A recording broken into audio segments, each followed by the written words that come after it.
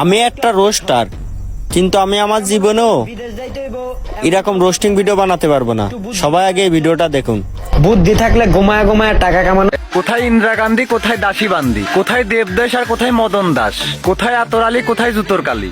পেটেতে ভাত নাই, বোতাম খোলা শার্ট গায়ে, নিজে শোবার জায়গা নাই, শঙ্করার মধ্যে শুয়ায়। নুন আনতে পান্তা ফুরাই সাজে স্মার্ট বয়, এরা আবার পোলাপান্তের আপডেট অতি কয়।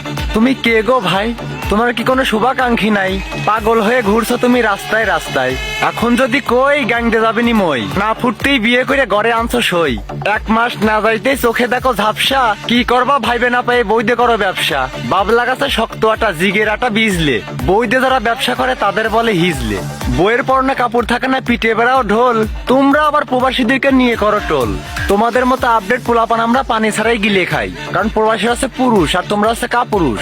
বৈধ যারা ব্যবসা করে তারা কাপুরুষ। কষ্ট না দাঁড়াতেই বিয়ে করবা, 2-4 মাস যাবি, পরে চোখে ঝাপসা দেখবা, পারবা না বউকে খাওয়াতি, তখন আর কি করা? ওই যে একটা ব্যবসা, কাপল ব্লগার।